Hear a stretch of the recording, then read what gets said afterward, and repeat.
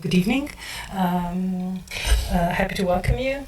After a long day, we have finally reached an agreement on the EU digital COVID certificate, previously known as the European Digital Green Certificate, so with a new name. We have here the rapporteur who is leading the negotiations for the European Parliament, the chair of Civil Liberties Committees, and I will just give you the floor. Please.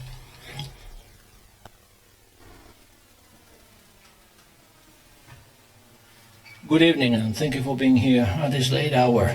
I've been told that there's an interpretation cabin available, provided, so I'll turn to Spanish, and if there's any question, glad to answer.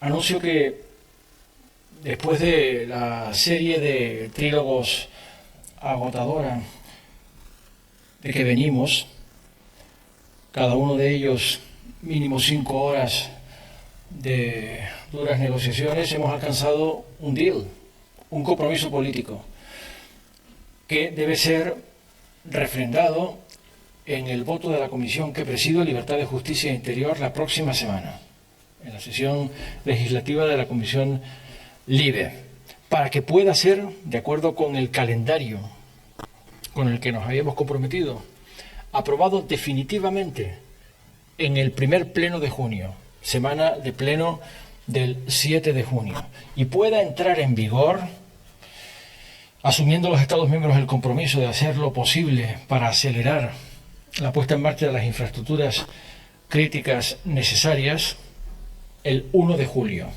Y por tanto, hemos hecho cuanto ha estado en nuestra mano desde el Parlamento Europeo para cumplir con el mandato fuerte que obtuvimos en el pleno de abril.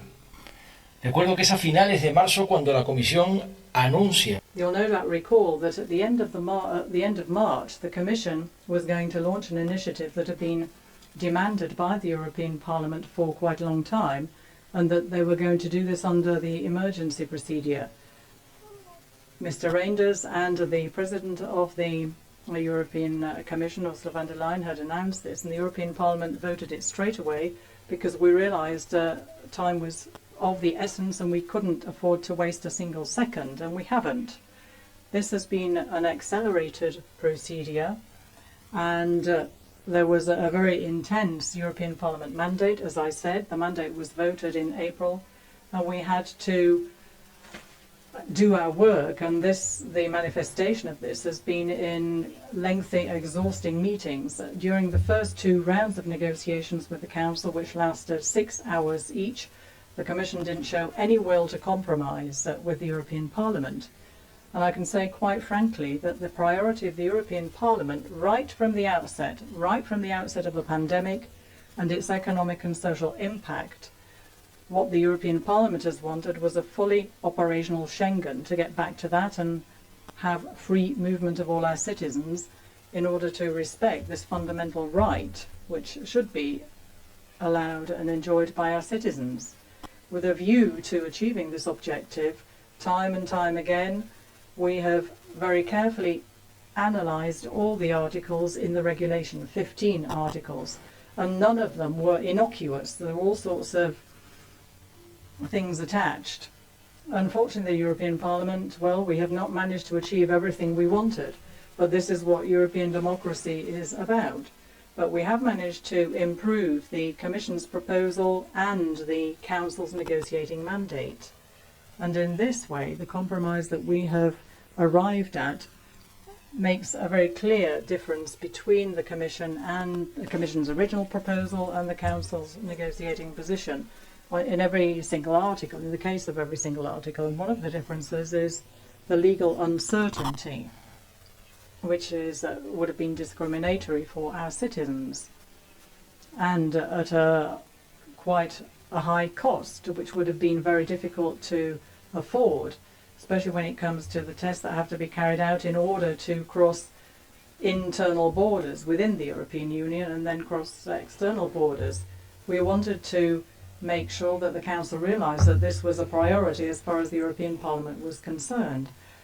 The Commission had given the various options for the certificate. First of all, vaccination, thirdly, a negative PCR test, and then the antibody test, i.e. that you had recovered from the infection.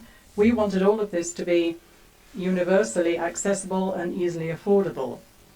And what we wanted was the cost of these tests to be brought down considerably. So the efforts that the European Parliament made have been accepted by the Council of the principle, i.e. that we have to restore freedom of movement and that we also have to substantially bring down the test option. And there's also a compromise now on the part of the Commission to mobilise fresh money, at least 10 million euro, together with everything that has already been mobilised, and this under the emergency support instrument, 35 additional million euro, in order to help us bring down the antigen tests, to make the antigen tests cheaper. So if we take our first premise, i.e. that we have a vaccination and that there will be less a need for PCR tests, and then that also there are going to be 100 million euro, at least 100 million euro being mobilised by way of a guarantee to help the member states offset the cost of the tests while there is a need for these tests to be carried out. We have managed to arrive at a meeting point in the general context of a lack of coming together over the course of the 4 trilogues. What we wanted was to accept that we have these rights guaranteed, because, and then there was another aspect, we didn't want member states to continue to impose further restrictions once the certificate had been approved. And this was a point that we found difficult to negotiate over the 4 meetings, over the 4 trilogues.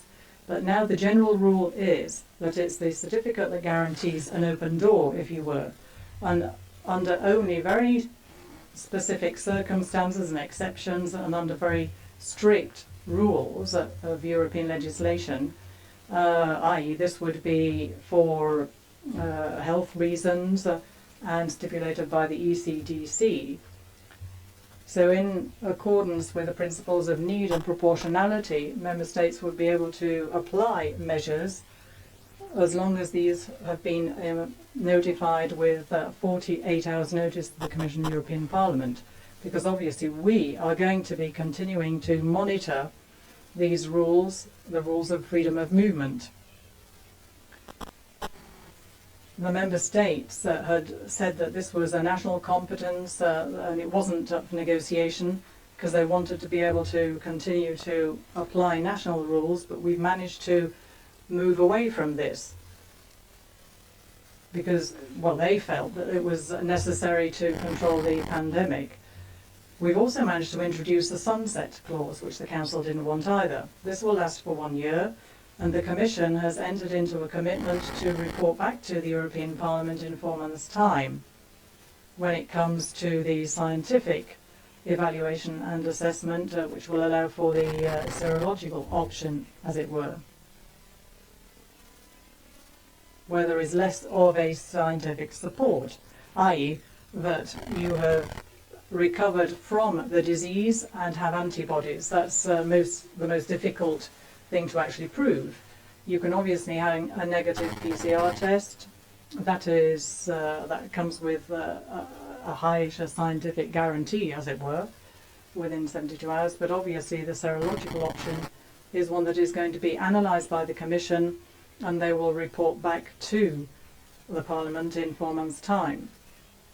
Furthermore, we have also managed to get the Council to accept the following principle, i.e. that the certificate can be issued to all the citizens, including citizens who return to their member states of the European Union and have been vaccinated outside the European Union. And this differs obviously from the initial proposal as well. Furthermore, well, there were other elements of negotiations, and as I said, the whole process was extremely stressful because we were having to work under urgency, and it meant, of course, that the actual room for manoeuvre for us for our negotiations was not possible, because usually when you have trilogues, sometimes trilogues can go on for years, waiting for the composition of the council to change, or the political party in power in member states to change, but none of that was possible, of course. We've had to work very quickly on this proposal, and as I said, it's a favourable deal which respects the main points that we wished to see in the agreement. The Council, I think, has made concessions and moved towards the European Parliament. It was difficult, there were problems, especially when you bear in mind that the starting out point was that the Council wanted to have their own national powers respected in order to impose national measures. But the European Parliament has met its mandate, and we have managed to overcome the period of legal uncertainty, and now we won't have arbitration or discrimination against citizens of the European Union, because we've seen that there has been this accumulation of emergency measures and restrictions that have been imposed and applied without any kind of coordination across the member states, and this situation was intolerable and totally unacceptable, as the European Parliament has indicated through very many resolutions. So that was the starting out situation, if you will.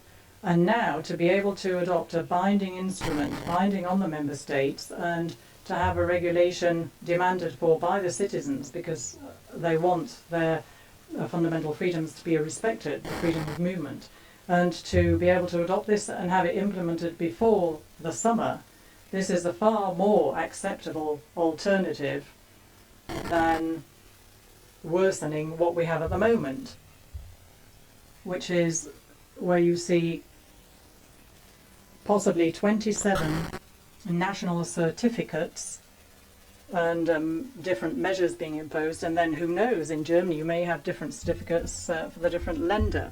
So that situation was discriminatory, uncertain, very opaque. So I think, and obviously didn't respect any rules at all at the European level. And I would really have to conclude by recognising the fact that the European Parliament has done its work, it's done its job. It was not easy. The European Parliament has only one option, to legislate, and that is what we have done. The Council of Europe, the European Council did have a plan B. The Council did have a plan B, and that was to stick to the situation what we had, and that is powers imposing rules that were totally disconnected from European legislation, having all these measures being unilaterally imposed, a wealth of different types of certificates which would potentially have been discriminatory for our citizens, and with no thought at all to the economic cost that this has meant. And essentially this would have just continued and perpetuated the general pessimism that has been reigning till now. And it's not going to be called a green certificate. It's going to be called the EU Digital Certificate, says the speaker. So it'll be a COVID certificate, an EU COVID certificate. So it's a European Union certificate, and it's going to be far better than not having a certificate of this kind at all, because it will guarantee legal certainty, and it will also increase trust and confidence on the part of the citizens, because looking ahead to the summer, they will realise that they are going to be able to move around freely, and people are going to be able to start thinking of booking holidays, booking hotel rooms, booking family holidays, getting planes, or just getting into the car or travelling by train, and travelling within the European Union, crossing its from one country to another, because we have not actually been able to enjoy that freedom for over a year now. Thank you. Good evening. I've got two questions. I'd like to know whether there's going to be any control mechanism with regard to this possibility that member states may impose extra restrictions if they think the epidemiological situation requires it? Is there any control mechanism for the Parliament? Can they get involved? And the 100 million for PCR tests that the Commission is going to mobilize, how will that be assigned to Member States? Will the Commission be buying the tests and then distributing them to Member States? Thank you. As to your first question, we put a lot of energy into making Council budge from its absolute lack of desire to allow the EU to have any say as regards their powers to impose whatever restrictions they wanted, whenever they wanted, with regard to mutations, variants, changes in the situation. So the clearly established general principle is that shall accept the certificates of vaccination test of recovery, and they shall not. No, they shall refrain from additional travel restrictions, blah, blah, blah, unless they are deemed to be necessary and proportionate to safeguard public health in response to the COVID-19 pandemic, taking into account available scientific evidence, including epidemiological data published by the European Centre for Disease Prevention and the Control on the basis of Council Recommendation 1475/2020. Y añade, Member State requires, in compliance with Union law, holders of certificates referred to in Article 3 undergo any additional restrictive measures. It shall inform to the other Member States and the Commission thereof 48 hours in advance of the introduction of new measures. To that end, Member States shall supply the following information: reasons for such restrictions, scope of such restrictions, specifying the holders of which certificates are going to be subject or exempt from such restrictions, the date and duration of the restrictions. Member States shall provide the public, which is us, the European citizens, with public, clear, comprehensive, timely information of the topics covered by the paragraphs 1 and 2 that I just referred to. As a general rule, the information should be published 24 hours before the measures come into effect, taking into account the epidemiological emergencies. Information provided by the Member States may also be made publicly available by the Commission, and the Commission shall report to the European Parliament. So this is el mecanismo que hemos conseguido. So this is the mechanism that we managed to include. You can imagine that Council was resisting that tooth and nail. They didn't want to have any European rules that would restrict their ability to take decisions, to impose additional certificates on citizens once the certificates had come into force. But our point was that you had to send a message that the certificate makes a difference, that there is going to be a before and an after the certificate, that with the certificate you have, as a rule, freedom of movement, and only if developments in the pandemic so require can national measures be added. And I think we succeeded in that. And the Commission played its honest broker role, its mediating role in this. It was an extremely difficult negotiation. I've been through a lot of trilogues, I can tell you. And, trilogues that have lasted years. And sometimes what tips the balance is, a change in government finally to be able to reach agreement with Parliament that wasn't possible before. But this time it wasn't the case. The Commission adopted its initiatives at the end of March, and the Parliament adopted the initiative and the urgent procedure in the April plenary, and 1 month later, now in May, after exhausting 6-hour-long negotiating sessions, with fruitless negotiations in the first couple of rounds, with Council not heeding any of our demands, saying this was exclusively national competence. So our achievement is to get a European law, which is good news for citizens. And the difficulties were aggravated by the fact that the Council had its sort of option B, which was to go for the national measures. And of course, that would have been a worse solution. It would have just caused confusion, uncertainty, arbitrariness, and discrimination. And we avoid that with this uniform approach, and the Commission has played a role offering to mobilise, in addition to the money already available, referred to in a recital. The Commission had already mobilised funds for emergency support from the emergency support instrument. So it will help member states to review the testing choices. And it also enters into a commitment to support. In capacities, the Commission has already mobilized funds, blah, blah, blah. Menciona 100 millones. It mentions the 100 million, 35 additional ones. Este es el punto que hemos arrancado. To further support the availability of affordable tests, in particular for persons who cross borders daily or frequently to go to school, to work, visit close relatives, seek medical care, take care of the loved ones, the Commission commits to mobilize additional 100 million euros under the emergency support instrument for the purchase of tests that qualify for the issuance of a test certificate pursuant to this regulation. If necessary, additional funding above, eso quiere decir más por encima. So on top of that, 100 millones de euros could be mobilized, subject to the approval to the budgetary authorities, que incluyen al Parlamento Europeo. and of course that includes the European Parliament.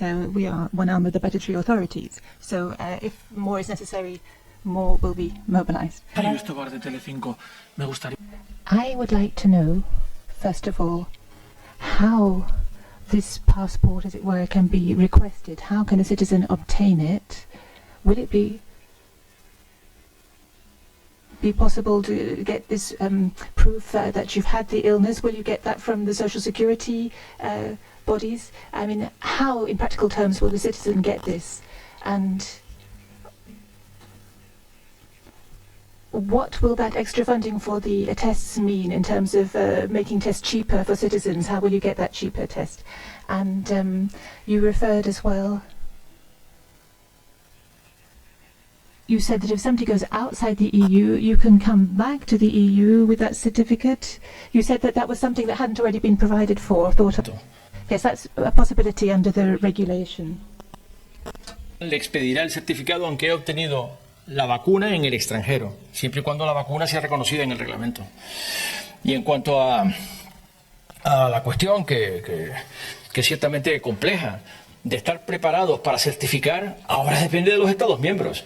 Y varias veces en la negociación he tenido que decir, como imagina, públicamente, que el Parlamento Europeo no está aquí ni para salvarle la cara al Consejo ni para hacerle el trabajo. Está para ayudar a que los ciudadanos tengan mejor seguridad jurídica y garantías de que poder recuperar su libre circulación, que derecho es su derecho fundamental más preciado a escala europea.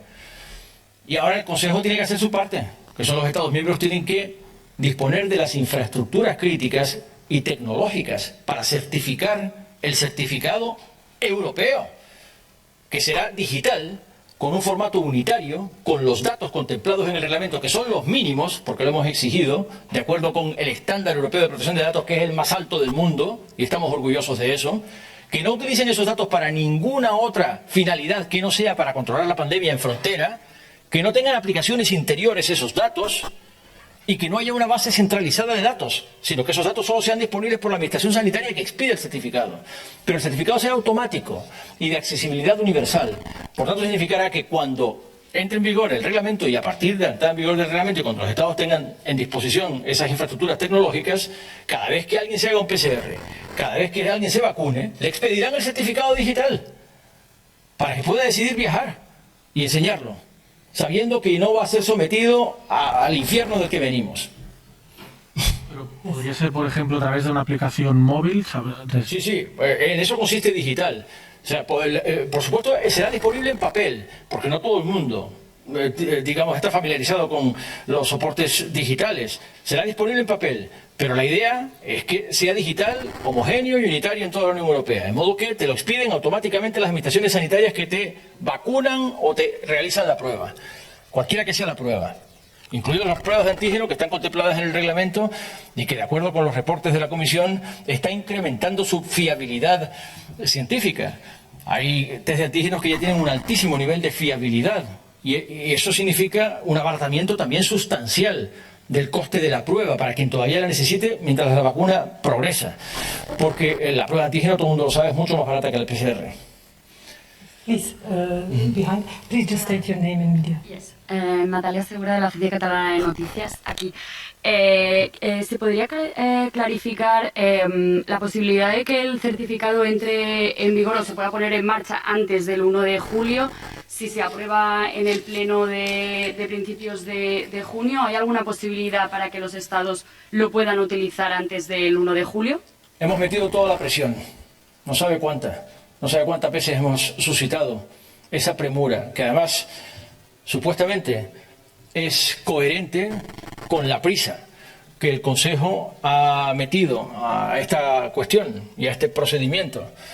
Pero el Consejo ha alegado una y otra vez que los Estados miembros necesitan tiempo para preparar sus infraestructuras críticas, logísticas y tecnológicas para asegurar el carácter unitario del certificado con los datos minimalizados que hemos garantizado en el reglamento. Una y otra vez han hecho saber que, por más prisa que metamos aprobándolo en el primer pleno de junio, requerirá como mínimo unos 15 días para que los estados ya sepan que van a tener que prepararse para su entrada en vigor inminente. Y de hecho, la idea es que en el próximo Consejo Europeo, que tendrá lugar creo que a finales de este mes de mayo, ya los Estados miembros, a través de sus líderes, la reunión de líderes que es el Consejo Europeo, jefes de Estado y de Gobierno, cobren conciencia de hasta qué punto esto significa ponerse a trabajar. Pero insisto que esta parte del trabajo no le corresponde al Parlamento Europeo. Hemos intentado afinar nuestro compromiso como legisladores. Era lo que nos tocaba hacer. E insisto, conscientes de que estamos en un procedimiento muy singular y muy, por tanto, estresante y limitado. Conscientes de que estábamos intentando mejorar una situación insoportable, que es la situación de la que venimos, sin precedentes, reconozcámoslo. Nunca habíamos visto la libertad de circulación suspendida entre los Estados miembros de la Unión Europea. Nunca habíamos visto tal acumulación de controles y de inseguridades que frenan a tanta gente de intentar siquiera moverse entre Estados miembros y viajar. Nunca habíamos visto esta inseguridad jurídica y, por tanto, esta discriminación potencialmente arbitraria a la que millones de ciudadanos europeos han estado sometidos durante todo este tiempo. Y creo que esto establece una nueva regla de juego y creo que es una buena noticia solo en sí misma. El solo hecho de que los ciudadanos sepan que hemos hecho este esfuerzo ya puede reanimar a mucha gente a recuperar confianza en que estábamos haciendo parte del trabajo. Sí.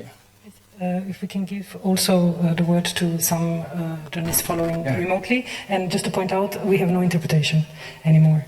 So I would like to give the floor to Susana, Jornal Expresso. Please press the speak button and state your name. Please have the camera on.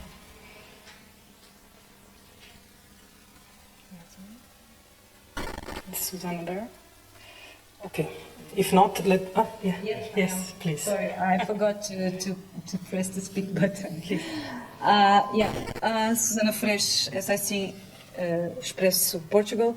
I would like to understand exactly how these 100 million euros that the Commission is going to mobilize is helping those that have to pay for tests already in July. So how exactly this is going to work? And if I understand correctly, now this is basically for PCR tests. So is there a specific commitment from member states to make these tests available in airports or something like this in order to facilitate those that have to pay for them, and they can be quite expensive? Thank you. Okay, let me make it clear that that has been an argument, quite a fight between the European Parliament and the Council, all the way. The Council has resisted to the very last minute to concede on alleviating the costs, the individual costs of the testing choices, of the testing possibilities, to take stock and charge of how it is the situation by now. And affordable PCRs all across the member states of the European Union, which have been imposed upon too many for too long to exert a constitutional right and a fundamental right of the European citizens, which is the right to free movement. So we have made our best to convince them that they have to make them universally accessible, affordable, especially for certain categories of people which are enshrined in the recital, which deals with the matter, recital 30A, and again in the European Commission declaration. And there you got it. Especially for cross-border daily workers, citizens who need cross borders to work or school, visit close relatives, seek medical care, to take care of loved ones. The Commission commits itself to mobilize additional funds, 100 million euro, fresh money, additional fund, besides all the money that it's been mobilized so far in the emergency support instrument, additional 100 million euros, and it's got to be final. It's got to be, of course, a binding mandate for the member states to allocate the provisions that they get from this fund, from this additional 100 million euros, precisely to alleviate the costs. They should not use that money for anything else, that's for sure. That is a commitment by the Council, that they will using the money, and the Commission will liberate the money, will mobilize the money precisely on those grounds, that they're using it in order to cover the tests and alleviate the variety of the costs of the tests for the individual European citizens, particularly for these categories, persons that I've referred to. That is the principle that we have gained, that we have achieved throughout a very, I tell you, lengthy and painful negotiation. Yes. Tenemos que hablar inglés. Yes, I would like to, constantly from Asca News Italy, I would like to clarify better, perhaps, how this works. I mean, if let's say, I want to travel, I have my vaccination, I have both the doses, and how do I get the certificate? If I'm vaccinated, I don't have to pass quarantine, if I understood well. It is enough to be vaccinated. If instead I have a test that I made, the test will not be too expensive or will be for free, what you say. Sorry, if I'm vaccinated, how many days after the vaccination I can get the certificate and I can travel? If I have a test and I'm not vaccinated, the test has to be only once, or you know, all these things. I mean, there are practical things, how these things will work. And how do I get the certificate? Where do I go to get it? Who gives it to me?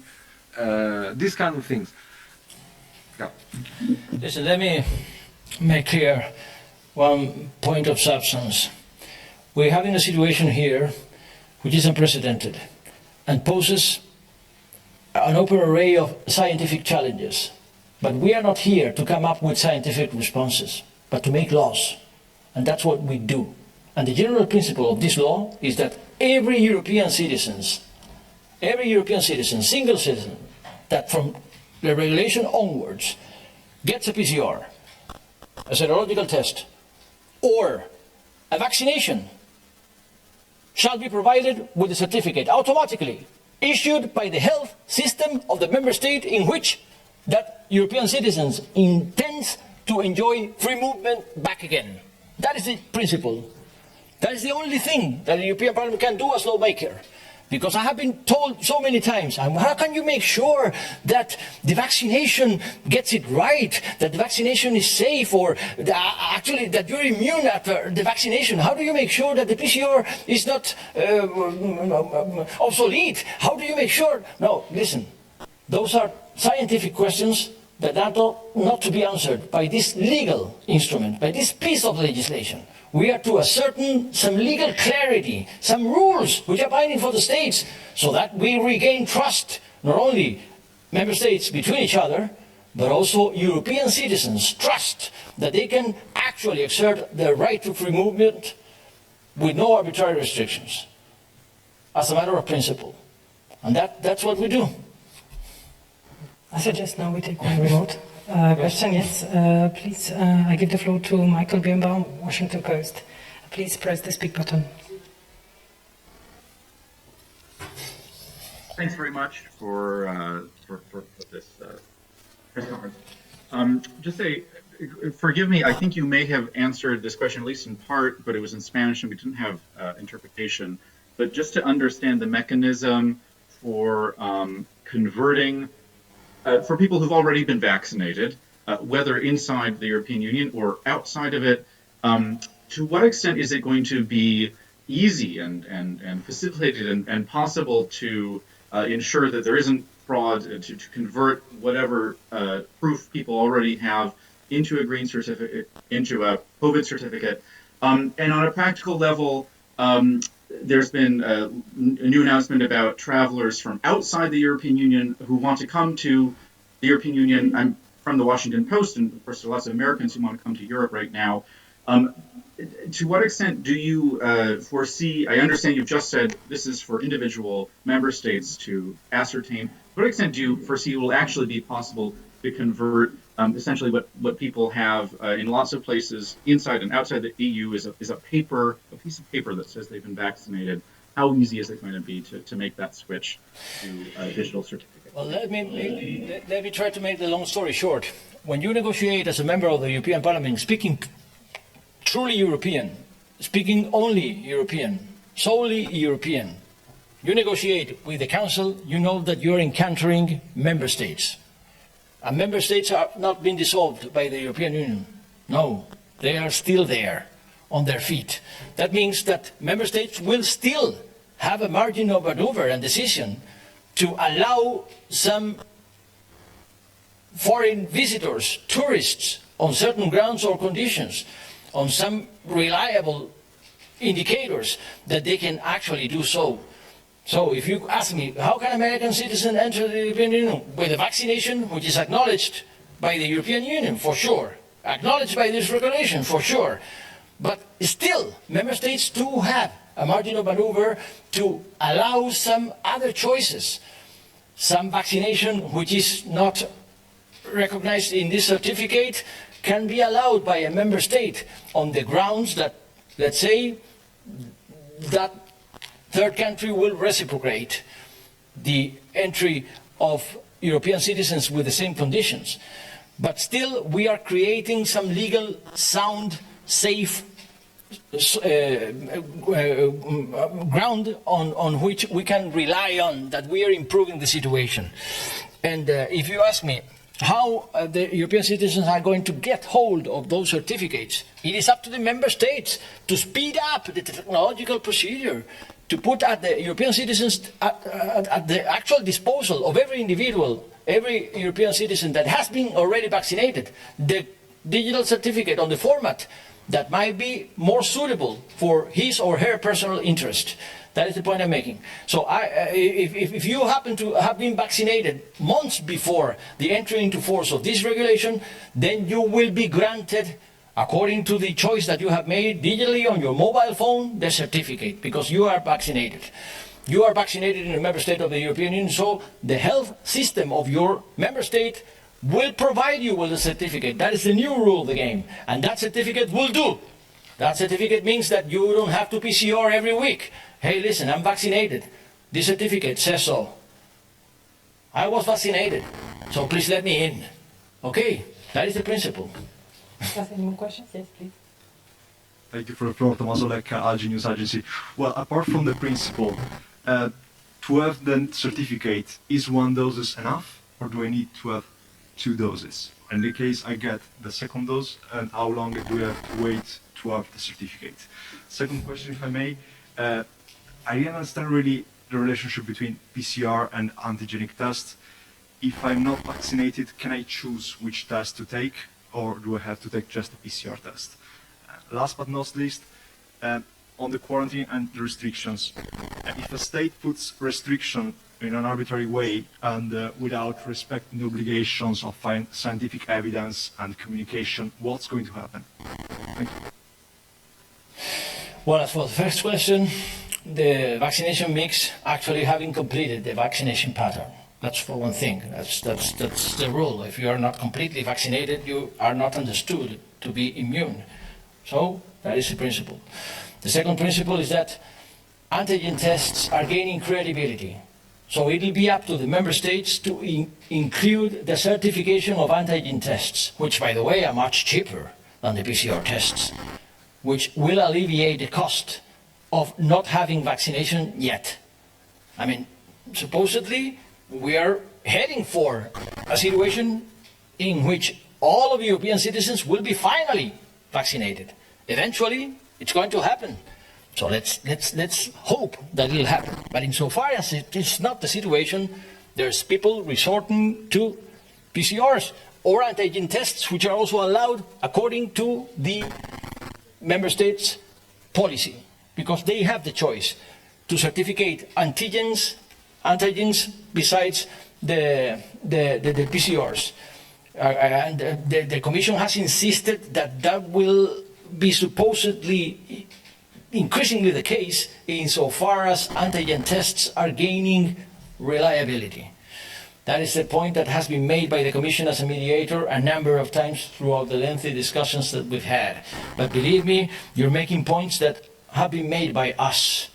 And I started out by acknowledging that when it comes to a negotiation, you don't get all what you want, all what you ask for.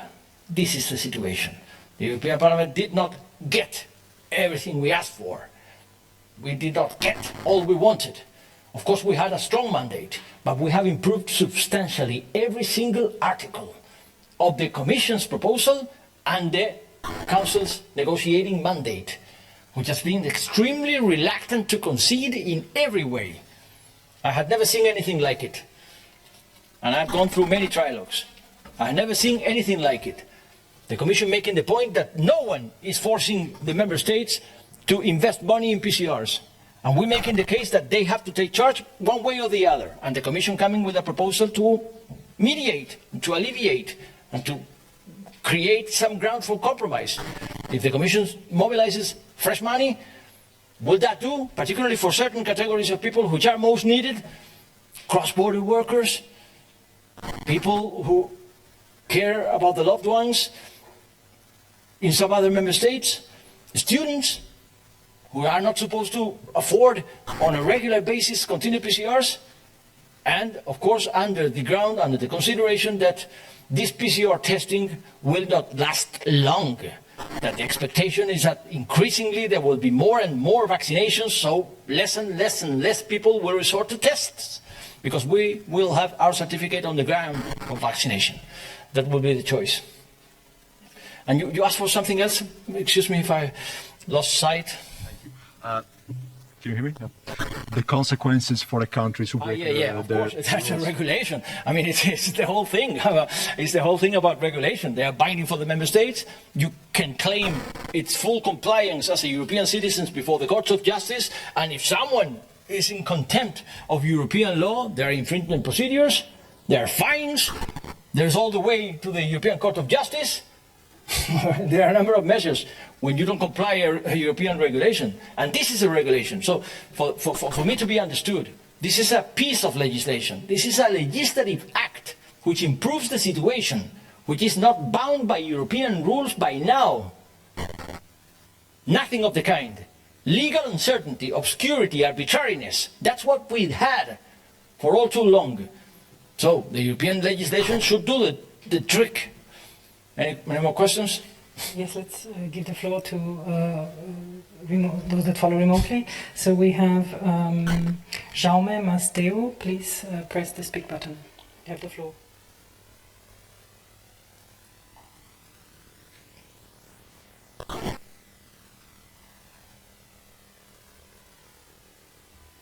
Is Jaume there? Please put the camera on. Press the speak button. You have the floor. Okay, thank you. I have not seen the final text, but in the draft there was a mention of a period of 6 weeks, allowing this extra time to member states to issue the certificate. I don't know if this is also in the final text, and if this is the case, what does it mean in practice? I mean, on 1st of July, we can use the certificate, or in some stage you have to wait some weeks? Thank you. Yeah, you have made a very valid point. You have made a very useful question, which is partly technical, but has gone political throughout the lengthy discussions. Yes, the Council has actually made a matter of a fight with the European Parliament to stick to a so-called phasing-in period on the grounds of practical considerations. They have stated time and again, practical considerations. They need time to secure that all the member states get ready for the implementation of a single European certificate. Why? Because, let's face it, there are certificates at site by now. There is a variety of certificates by now. Even sub-state level certificates, regional certificates, lender certificates. So mostly those countries which are highly decentralized, particularly in the health systems, do need some phasing-in period to make sure that the current certificates at disposal will be replaced by the new single European certificate. They asked for a phasing-in of 6 weeks. And yes, we have conceded. We have agreed that in practical terms, they need this time to phase in the implementation of the single instrument. But we have got here also a gain. And it is that this phasing in period is only for the issuance of certificates, only for issuing the single certificate. So the rest of the regulation applies right away, right from the entry into force of this piece of legislation. So the phasing is not that there is some kind of a transition period in which this regulation is not applicable. No, the regulation is applicable in all of its terms. But for 6 weeks, those countries in need of putting out of sight the actually available certificates that they are granting by now, there will be a phasing-in period of 6 weeks. I suggest we have another journalist online, Marco Niemet. Please, you have the floor. Please press the speak button. Can you hear me? Yes. It's working? Yes, so I would like to ask if the COVID pass is also going to include not, for example, vaccines as Sputnik or Sinopharm. And if I may ask also, and make it clear that, for example, if I'm traveling from any country around the globe and I will show my COVID pass, which I was vaccinated, or I have a PCR test, so I'm going to be let in. Or are they going to be some green countries? Thanks. No, the principle is vaccines certificates which are contemplated in the regulation, which are the ones by the EMA and the emergency list of the World Health Organization. So Sputnik is not there yet. There is a scientific assessment by the EMA of the reliability of Sputnik. But again, the member states may allow, they have the power to do so, the entry into their territory of someone with a Sputnik vaccine, considering that some countries have gone out of the European strategy, let's put it, out of the European discipline on the matter. Thank you. I think there are no more questions, so we should... Thank you. I hope I was of some use to explain some elements of this negotiation, which I tell you has been the most difficult and strenuous that many of us have undergone so far, for the reasons that I've explained, the urgent procedure included, and doing it actually with a sense of, with a mixed feeling of course, the being tired of surviving lengthy negotiations in a row, day by day, which have been quite a test, but also with a relief that we have done our best to serve the European citizens better than the situation that they have been enduring till now. The situation is to be improved, and that is the relief for the European Parliament. We have served their rights, namely the fundamental right to free movement. Thank you. Thank you.